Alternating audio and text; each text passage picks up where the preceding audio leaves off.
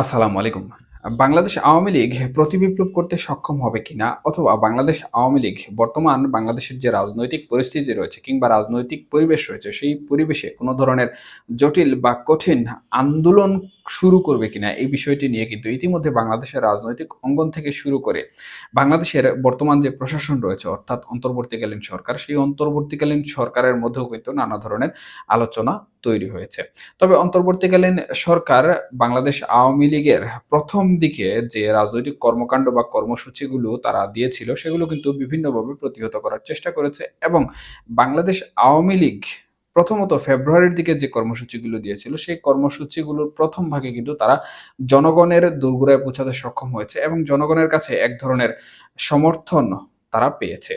এরই প্রেক্ষাপটে কিন্তু অন্তর্বর্তীকালীন সরকার সহ যারা বাংলাদেশ আওয়ামী লীগের বিরুদ্ধে অবস্থান করছিলেন জুলাই এবং আগস্ট মাসে কিংবা বাংলাদেশ আওয়ামী লীগের পতনের জন্য যারা বারবার চেষ্টা করছিলেন ক্ষমতাচ্যুত করার জন্য তারা কিন্তু সেই সকল কর্মসূচিতে ব্যাঘাত ঘটিয়ে বাংলাদেশ আওয়ামী লীগের সকল প্রকার কর্মসূচি পণ্ড করে দিয়েছেন।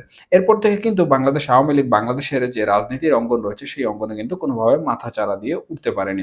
তবে বাংলাদেশ আওয়ামী লীগের আন্তর্জাতিক যে কূটনৈতিক সম্পর্কগুলো রয়েছে, সেই কূটনৈতিক সম্পর্কগুলো ব্যবহার করে কিন্তু ব্যাপকভাবে চেষ্টা চালিয়ে যাচ্ছে কিংবা লবিস্ট নিয়োগ করে ব্যাপকভাবে চর্চা করে যাচ্ছে বাংলাদেশের রাজনীতিতে কিভাবে ফেরা যায়।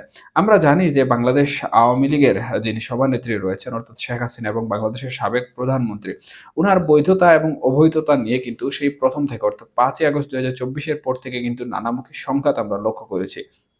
এখন পর্যন্ত বাংলাদেশ আওয়ামী লীগের লোকেরা কিংবা বাংলাদেশ আওয়ামী লীগ যারা রাজনীতির সাথে জড়িত তারা কিন্তু কোনোভাবেই এটি মানতে নারাজ যে বাংলাদেশের বর্তমান প্রধানমন্ত্রী হিসাবে শেখ হাসিনা আর নেই। তারা এখানে স্পষ্টত বাংলাদেশের যে সংবিধান রয়েছে সেই সংবিধানের আলোকে কিন্তু শেখ হাসিনাকে বাংলাদেশের প্রধানমন্ত্রী হিসাবে এখনো গণ্য করে থাকেন।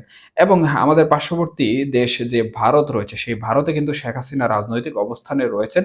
নরেন্দ্র মোদী সহ অজিত দোভাল এবং ভারতের যারা কূটনৈতিক বিশ্লেষক রয়েছেন তারাও কিন্তু বিভিন্ন গণমাধ্যমে যখন কথাবার্তা বলেন তখন শেখ হাসিনাকে বাংলাদেশের প্রাইম মিনিস্টার হিসাবেই কিন্তু তারা আখ্যা দিয়ে থাকেন। এছাড়াও অন্যান্য যে সকল আন্তর্জাতিক গণমাধ্যম রয়েছে সে সকল গণমাধ্যমে কিন্তু কিছু কিছু ক্ষেত্রে আমরা দেখেছি যে বাংলাদেশের প্রধানমন্ত্রী হিসাবে শেখ হাসিনাকে আখ্যায়িত করতে।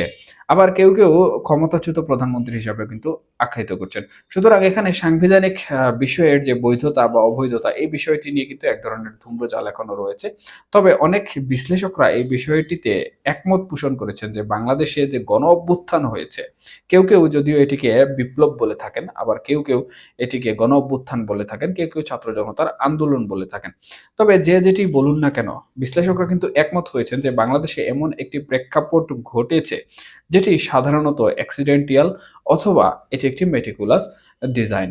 সেই হিসাবে এই পরিস্থিতিতে বাংলাদেশে দায়িত্ব নেয়ার জন্য তেমন একটি কিন্তু পরিবেশ কোনো রাজনৈতিক দলের ছিল না কিংবা বাংলাদেশের যে সংবিধান সেই সংবিধান অনুযায়ী পার্লামেন্টেও কিন্তু কোনো ধরনের বিরোধী দল ছিল না অথবা বাংলাদেশের সংবিধানে এভাবে কিন্তু কোনো বিষয়ে বা আইনানুগভাবে কোনো কিছু লেখা নেই যে কোনো সরকার যদি ক্ষমতাচ্যুত হয় বা সরকার প্রধান যদি ক্ষমতাচ্যুত হন না তাহলে তার পরবর্তীতে অন্য আরেকজন প্রধানমন্ত্রী হিসাবে দায়িত্ব পালন করবেন। সেই হিসাবে এখানে উপস্থিত সময়ে অন্তর্বর্তীকালীন সরকার গঠন করা হয়েছে এবং এখানে সবথেকে বড় এবং মুখ্য ভূমিকা যারা পালন করেছে তারা হচ্ছে বৈষম্য বিরোধী ছাত্র আন্দোলন। এখানে বৈষম্য বিরোধী ছাত্র আন্দোলন কিন্তু শেখ হাসিনার যে পতন সেই পতনে মুখ্য ভূমিকা পালন করেছে। এছাড়াও অন্যান্য যে সকল রাজনৈতিক দলগুলো রয়েছে তাদের অবদানও অনস্বীকার্য। তবে আমি এই বিষয়ে যাচ্ছি না। বর্তমানে যে প্রসঙ্গটি এসে দাঁড়িয়েছে সেটি হচ্ছে আওয়ামী লীগের উত্তরণ। আওয়ামী লীগ কিন্তু ৫ই আগস্ট পরবর্তী সময় থেকে আমি প্রথমে বলেছি যে কিছু কর্মসূচি দিয়েছিল কিন্তু সেই কর্মসূচিতে ব্যাঘাত ঘটার কারণে এর পরবর্তীতে কিন্তু আর কোনো ধরনের কর্মসূচি তারা দেয়নি। তবে এখন অর্থাৎ দীর্ঘ ৮ মাস সময় অতিবাহিত হয়ে গেলেও কিন্তু আওয়ামী লীগকে মাঠ রাজনীতিতে সক্ষম হতে কিন্তু এখন পর্যন্ত দেখা যায়নি। যদিও বাংলাদেশে আওয়ামী লীগ অত্যন্ত বড় এবং বৃহৎ একটি রাজনৈতিক দল। আমি যদি বাংলাদেশের আওয়ামী লীগ যে রাজনৈতিক সংগঠনটি রয়েছে তার যদি ওয়ার্ড ভিত্তিক হিসাব করি, ইউনিয়ন ভিত্তিক হিসাব করি তাহলে আমরা দেখতে পাই যে বাংলাদেশের প্রত্যেকটি পাড়া, মহল্লা, ওয়ার্ডে কিন্তু আওয়ামী লীগের নেতাকর্মী বিদ্যমান রয়েছেন। এবং তাদের যে বলয় সেই বলয়টি কিন্তু অত্যন্ত বড় এবং বিশাল। এছাড়াও বাংলাদেশ আওয়ামী লীগের ঐতিহাসিকগতভাবে কিছু প্রেক্ষাপট রয়েছে যেগুলো যদিও বর্তমান সময়ের সাথে তাল মিলিয়ে অনেকটা ব্যাকডেটেড কিংবা অতীত হিসাবে পরিগণিত হয়। কারণ অতীতে যে সকল আন্দোলন সংগঠিত হয়েছিল সে সকল আন্দোলনের প্যাটার্ন এখন কিন্তু অনেকটাই ভিন্ন। এখন বাংলাদেশে যে ঘটনাগুলো আমরা ঘটতে দেখছি সেগুলো কিন্তু বেশিরভাগ সামাজিক যোগাযোগ মাধ্যম কেন্দ্রিক, যেটিকে বলা হয় সাইবার যুদ্ধ।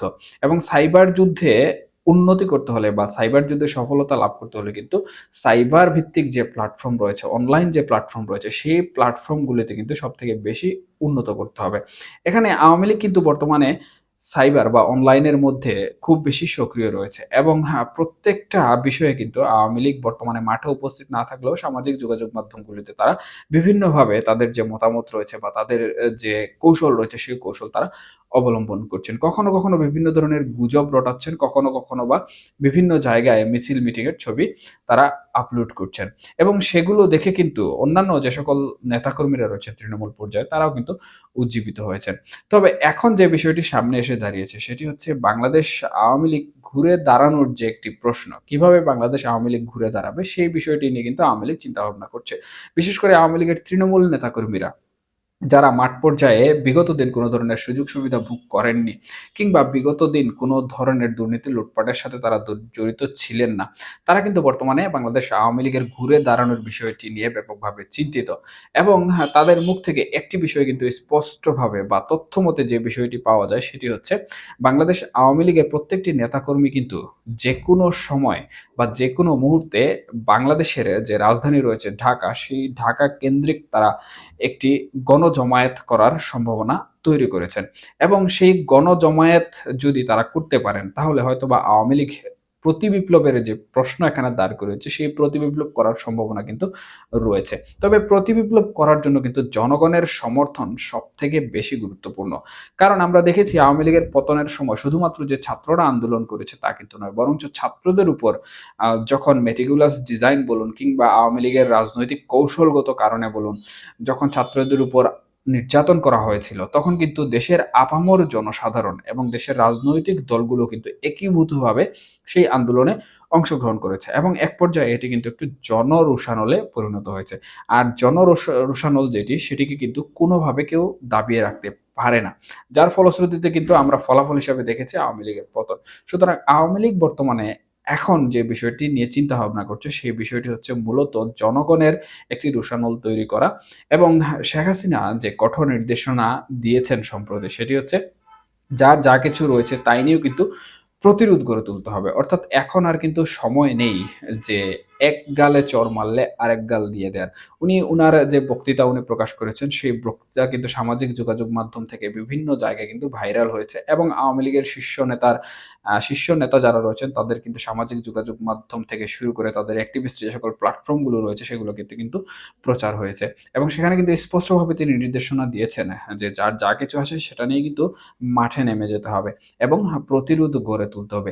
এর পাশাপাশি যে নির্দেশের অপেক্ষা করছে আওয়ামী লীগের লক্ষ, লক্ষ নেতাকর্মীরা সেই বিষয়ে কিন্তু শেখ হাসিনা একটি বার্তা দিয়েছেন এবং তিনি স্পষ্টভাবে বলেছেন যে এখানে কেউ নেতা নেই কিংবা কেউ কোনো ধরনের নির্দেশনা দেওয়ার মতো নেই। যদি দেয়ার সময় হয় তাহলে সেটি দেয়া হবে। তবে বর্তমানে এই যে প্রতিরোধ সেই প্রতিরোধটা কিন্তু যে যার অবস্থান থেকেই কিন্তু করতে হবে। এবং আরেকটি কথা উনি বলেছেন, এই যে জনরোষের কথা আমি বললাম, সেই জনরোষ তৈরি করে যদি ঢাকা অভিমুখে আওয়ামী লীগের প্রত্যেক শ্রেণীর নেতাকর্মীরা যদি অবস্থান নেন এবং ঢাকা ব্লকের যে কর্মসূচি করার পরিকল্পনা আওয়ামী লীগ করছে, সেটি করতে পারলে কিন্তু শেখ হাসিনার দেশে ফেরার যে বিষয়টি রয়েছে, সেটি কিন্তু সহজ হয়ে যাবে বলে আওয়ামী লীগের নেতাকর্মীরা মনে করছেন। এখন প্রকৃতপক্ষে আসলে দেখার বিষয় যে আওয়ামী লীগ এই জনরোষ বা জনগণের সমর্থন নিয়ে লক্ষ, লক্ষ নেতাকর্মী নিয়ে ঢাকায় অবস্থান করতে পারেন কিনা এবং শেখ হাসিনা যে নির্দেশনা দিয়েছেন, যে কঠোর হুঁশিয়ারি বার্তা দিয়েছেন, সেই হুঁশিয়ারি বার্তা অনুযায়ী আওয়ামী লীগের নেতাকর্মীরা প্রতিরোধ করতে পারে কিনা।